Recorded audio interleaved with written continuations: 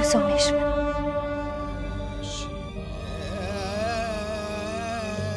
देखिए मेरे सोने आंचल को।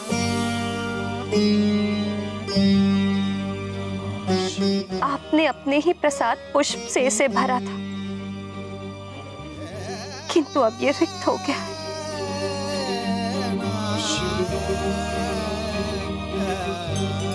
इसे पुनः भर दीजिए प्रभु।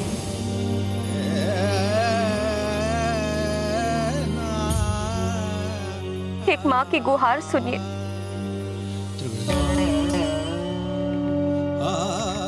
सदैव के लिए नहीं तो एक बार उसे दिखा दीजिए। उसे देख लूंगी तो मेरे व्याकुल हृदय को शांति मिल जाए।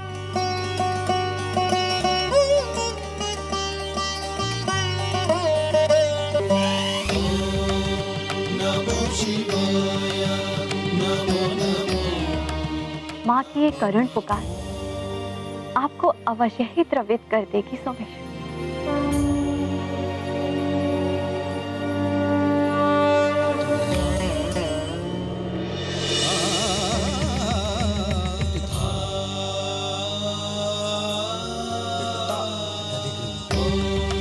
ओम नमः शिवाय।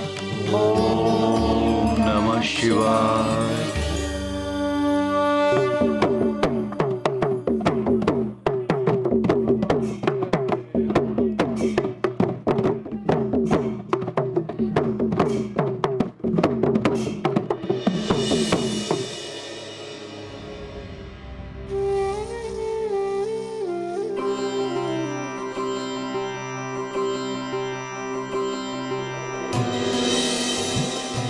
स्वामी, अहो भाग्य हमारे जो हम ऐसे शुभ अवसर पर आए जब प्रभु राम का युवराज पद के लिए अभिषेक होना है। अब देखना यह है कि इस प्रसन्नता के अवसर पर हमें देखकर सब प्रसन्न होते हैं या नहीं, क्योंकि हमारे साथ ही हनुमान की विदाई अयोध्या से हो रहा है।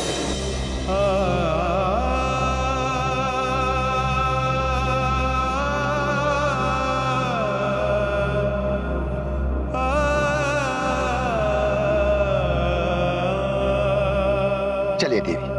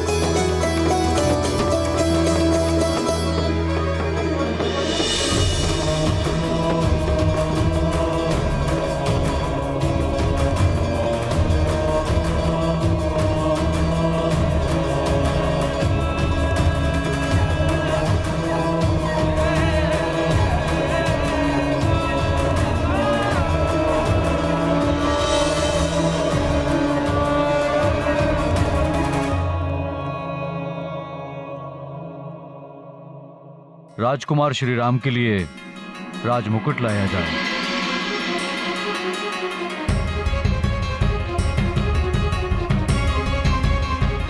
राम भले ही हो जाए तुम्हारा अभिषेक, किंतु मैं चुप नहीं बैठूंगी।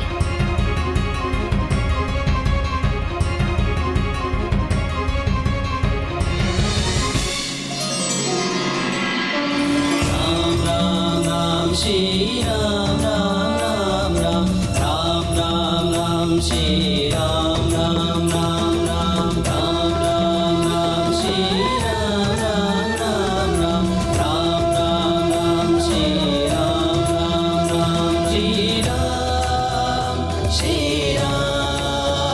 श्री राम श्री राम श्री राम श्री राम श्री राम श्री राम।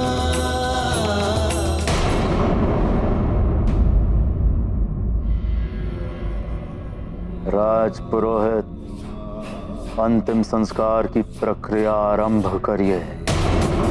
प्रज्वलित करिए अग्नि को। किंतु लंकेश, आप ये मत कीजिए। आपके बिना। राजपुरोहित, आपको जितना कहा जाए केवल उतना करिए।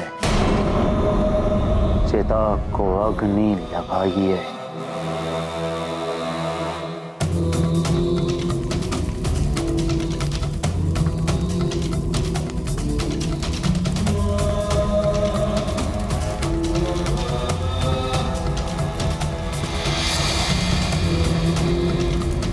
लंकेश,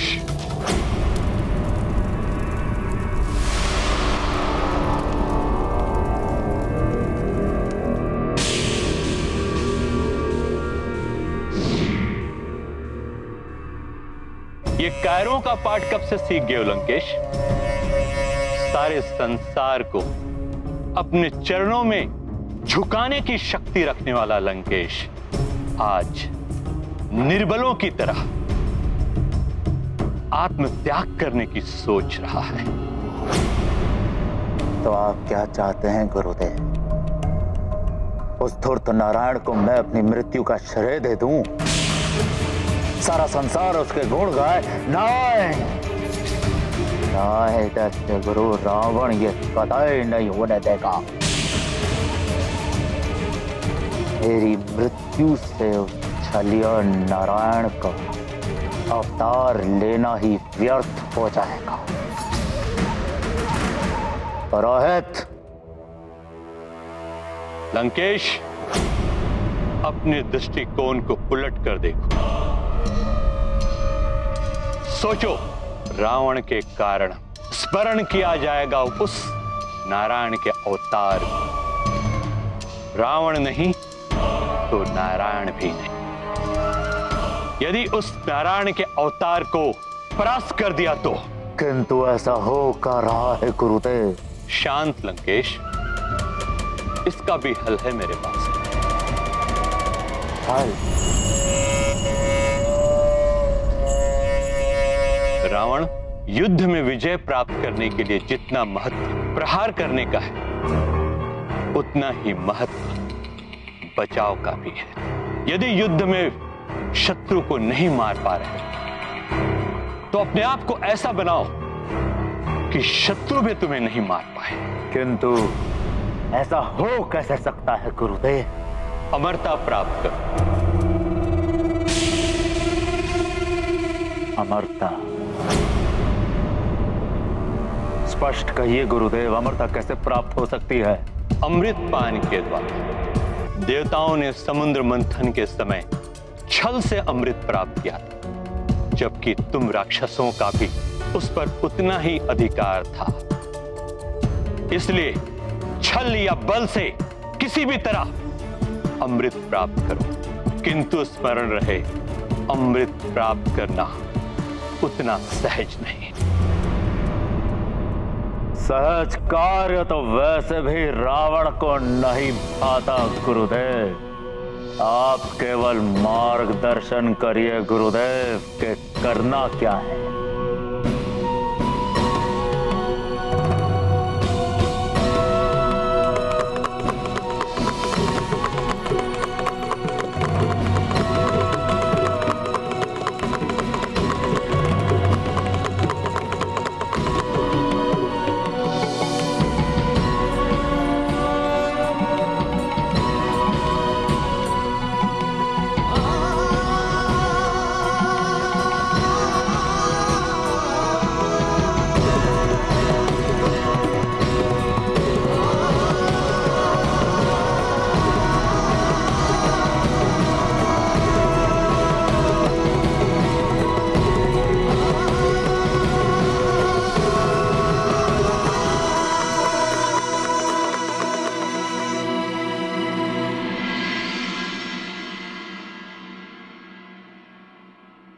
हनुमान,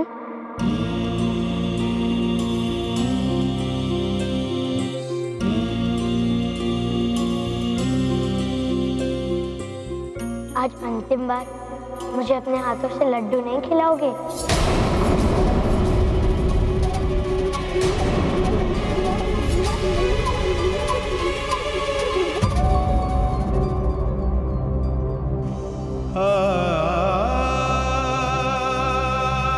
प्रभु, अंतिम बार मुझसे कोई भूल हो गई हो तो मुझे क्षमा कर दीजिए।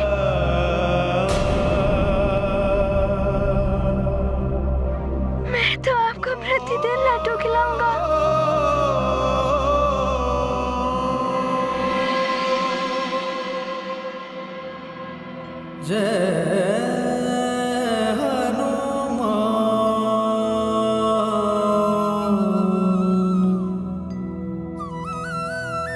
जय श्री राम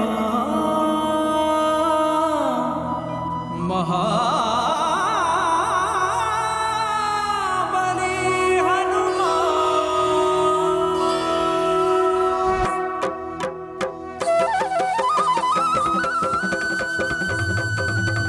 जय हनुमान, जय हनुमान।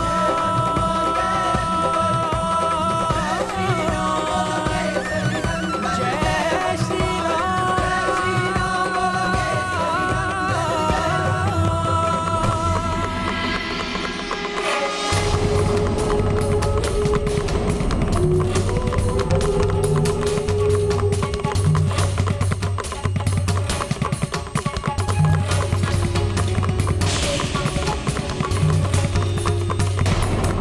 वैद्यनाथ जी,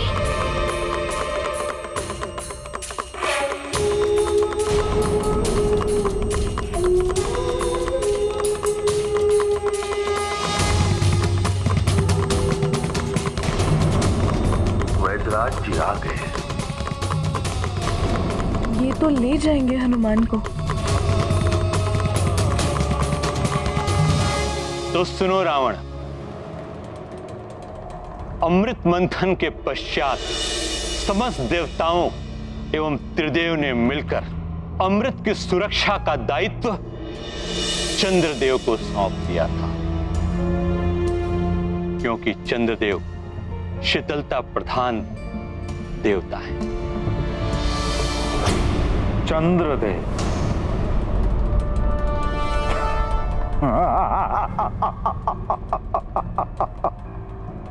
अमृत का रखवाला, वो क्या रखवाली करेगा अमृत की मुझसे?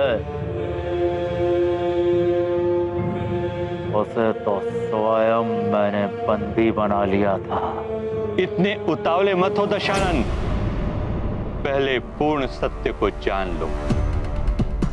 चंद्रलोक में किसी अज्ञात स्थान पर कड़ी सुरक्षा में अमृत को रखा गया है, जो दिव्य विद्युत तरंगों से रक्षित है।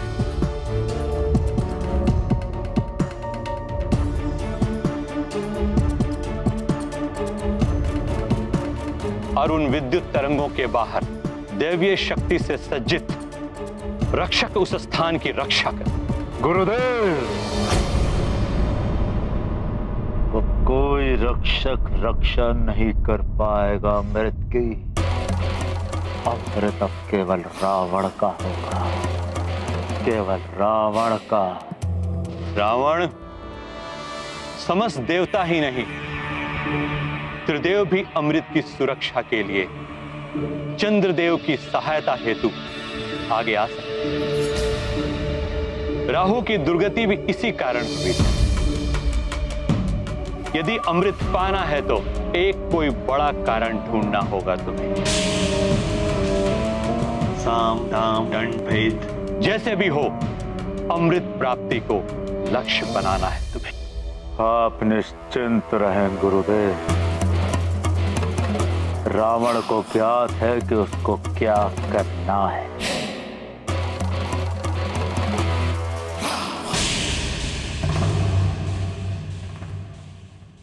वानर, अब तो तुझे जाना ही होगा यहाँ से।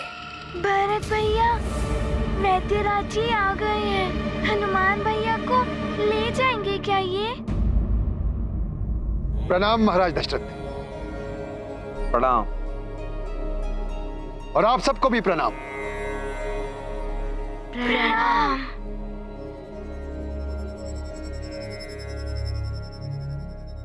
महाराज दशरथ और युवराज राम, आप दोनों को बहुत बहुत बधाई और शुभकामनाएं।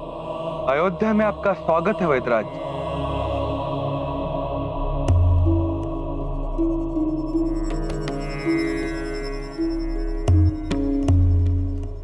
हनुमान, मेरे सभी पुत्र,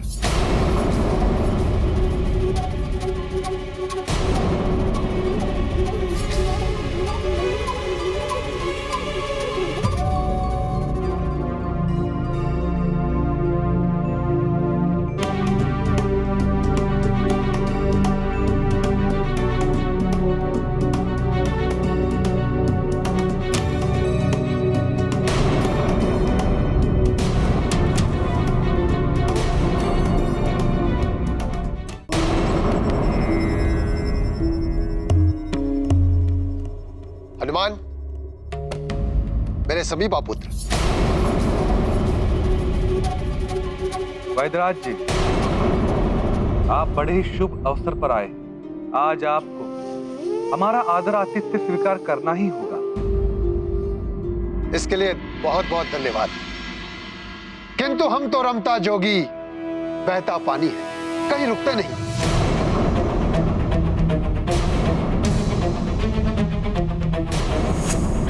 हम तो केवल यहां हनुमान को लेने आए।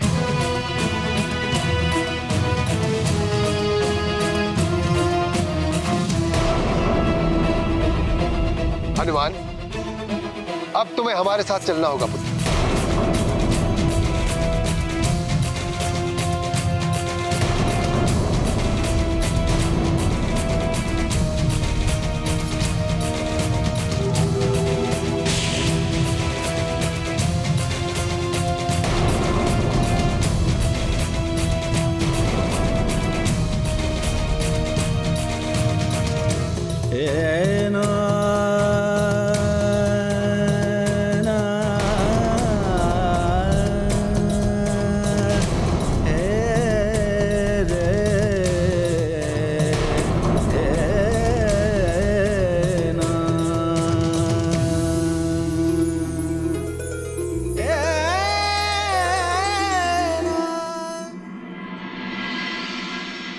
वैद्यराज जी, क्या हनुमान कुछ और दिन तक यहाँ पर नहीं रुक सकता?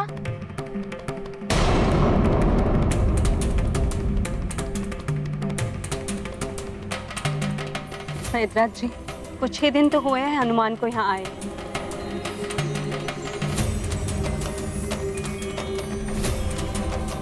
वैद्यराज जी, हनुमान ने हम सबके हृदय में स्थान बना लिया है।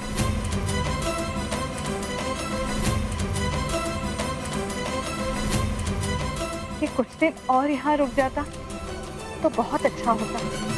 महारानी जी, हनुमान के लिए हनुमान की माँ मार्ग पर नेत्र टिकाए हुए प्रतीक्षा में व्याकुल हो रही होंगी। उनका एक एक पल कैसे कट रहा होगा, उनके विषय में भी तो कुछ सोचिए।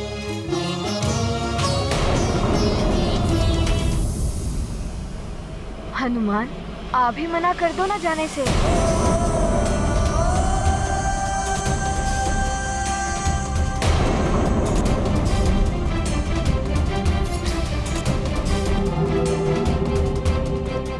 राम भैया, आप ही कहिए ना हनुमान को कि ना जाए। हाँ राम भैया, आप ही कहिए ना हनुमान भैया को कि ना जाए।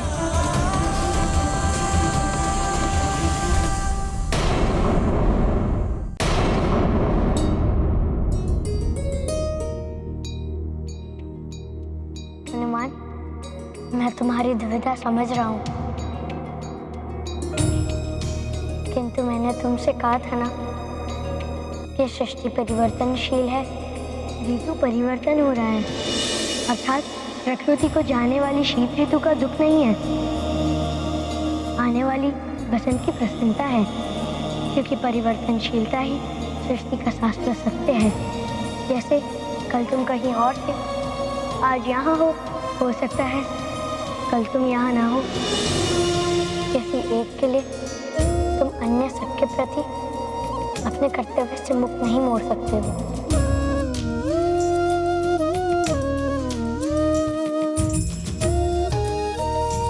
मैंने कहा था ना कि मैं सकता हूँ। आकांक्षा से रहित मित्रता ही भक्ति है हनुमान। मैं जितना अपने परिवार का हूँ, प्रजा का हूँ और संसार का हूँ, उतना ही मैं तुम्हारा भी हूँ हनुमान। तुम क्यों मात्र किसी एक के साथ बंधे रहना चाहते हो? मैं या तुम्हें ही नहीं, सबको सबके प्रति अपना कर्तव्य निभाना चाहिए।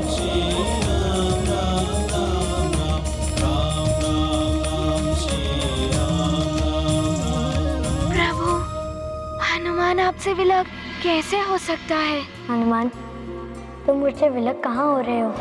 मैं तो तुम्हारे साथ ही हूँ, तुम्हारे हृदय में। तुम जब जब मुझे ढूंढोगे, तुम मुझे अपने हृदय में पाओगे। आप सत्य कह रहे हैं प्रभु? हाँ हनुमान, मेरा वास है तुम्हारे हृदय में।